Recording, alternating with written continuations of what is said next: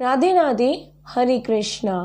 आज बात करेंगे उत्पन्ना एकादशी की, जो कि मार्गशीर्ष माह के कृष्ण पक्ष की एकादशी को कहा जाता है।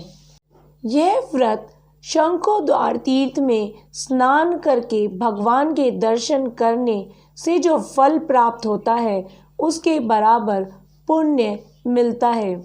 व्रत करने वाले भक्त को चोर, पाखंडी, पर स्त्रीगामी, निंदक, मिथ्याभाषी तथा किसी भी प्रकार के पापी से बात नहीं करनी चाहिए।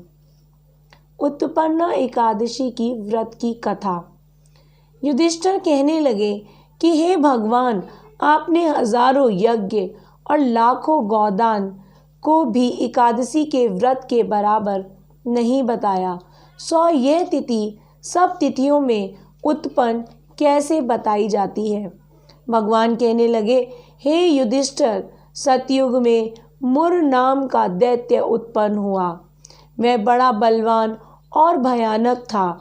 उस प्रचंड दैत्य ने इंद्र आदि दिव्य, वसु, वायु, अग्नि आदि सभी देवताओं को पराजित करके भाग दिया। तब इंद्र सहित सभी देवताओं ने भयभीत होकर भगवान शिव से सारा वृत्तांत कहा और बोले, मुर दैत्य से भयभीत होकर सब देवता मृत्युलोक में फिर रहे हैं। तब भगवान शिव ने कहा, हे देवताओं, तीनों लोकों के स्वामी, भक्तों के दुखों का नाश करने वाले भगवान विष्णु की शरण में जाओ। वे ही तुम्हारे दुखों को दूर कर सकते हैं। शिव जी के ऐसे वचन सुनकर सभी देवता क्षीर सागर में पहुंचे। वहां भगवान को शयन करते देख हाथ जोड़कर उनकी स्तुति करने लगे कि हे देवताओं द्वारा स्तुति योग्य प्रभु, आपको बारंबार नमस्कार है। देवताओं की रक्षा करने वाले मधुसूदन, आपको नमस्कार है। आप हमारी रक्षा करें। दैत्यों से भयभीत होकर हम सब आपकी शरण में आए हैं। आप इस संसार के कर्ता, माता पिता, उत्पत्ति और पालन करता और संहार करने वाले हैं। सबको शांति प्रदान करने वाले हैं।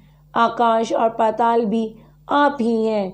आपके पितामह ब्रह्मा, सूर्य, चंद्र, अग्नि, सामग्री, होम, आहुति, मंत्र, तंत्र, जप, यजमान, यज्ञ, कर्म, कर्ता, भोक्ता भी आप ही हैं।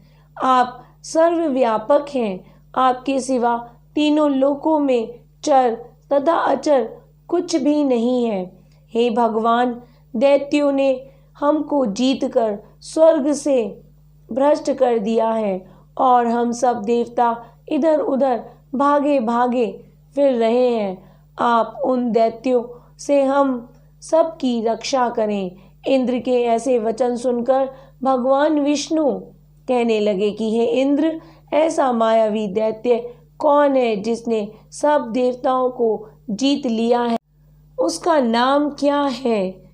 उसमें इतना बल है और किसके आश्रय में है तथा उसका स्थान कहाँ है? यह सब मुझसे कहो।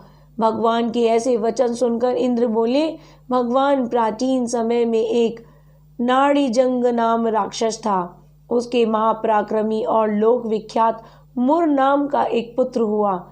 उसकी चंद्रवती नाम की नगरी है। उसी ने सब देवताओं को स्वर्ग से निकालकर वहां अपना अधिकार जमा लिया है। उसने इंद्र, अग्नि, वरुण, यम, वायु, ईश, चंद्रमा आदि सबके स्थान पर अधिकार कर लिया है। सूर्य बनकर स्वयं ही प्रकाश करता है, स्वयं ही मेघ बन बैठा है और सबसे अजय है। हे असुर निकंदन, उस दुष्ट को मारकर देवताओं को अजय बनाइए। यह वचन सुनकर भगवान ने कहा, हे देवताओं, मैं शीघ्र ही उसका संहार करूंगा। तुम चंद्रवती नगरी जाओ। इस प्रकार कहकर भगवान सहित सभी देवताओं ने चंद्रवती नगरी की ओर प्रस्थान किया। उस समय जब दैत्य मुर सेना सहित युद्ध भूमि में गरज रहा था, उसकी भयानक गर्जना सुनकर सभी देवता भय के मारे चारों दिशाओं में भागने लगे। जब स्वयं भगवान रणभूमि में आए तो दैत्य उन पर भी अस्त्र शस्त्र आयुध लेकर दौड़े। भगवान ने उन्हें सूर्य के समान अपने बाणों से बीन डाला।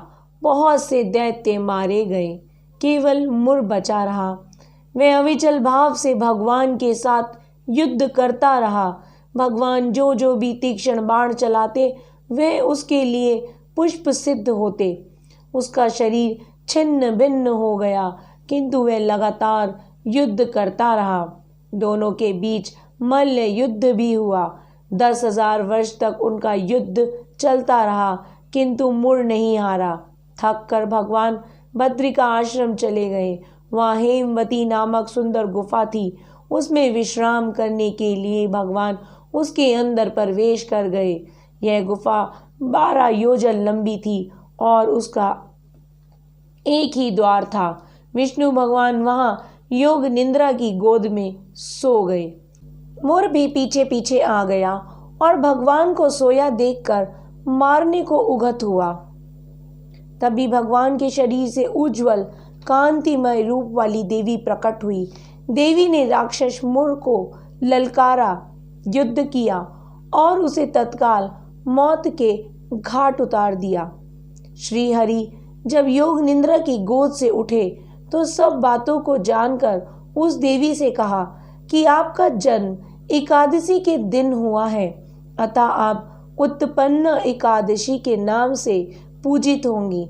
आपके भक्त वही होंगे जो मेरे भक्त हैं। जय श्री हरि। एकादशी का व्रत करने से बहुत सारे पुण्यों की प्राप्ति होती है, श्री हरि की प्राप्ति होती है। इसलिए आप एकादशी का व्रत जरूर कीजिए। एकादशी का व्रत फलाहारी व्रत होता है। जो लोग वृद्ध हैं या बीमार हैं वो लोग फलाहार कर सकते हैं, और यदि आप चाहें तो आप बिना खाए भी इस व्रत को कर सकते हैं।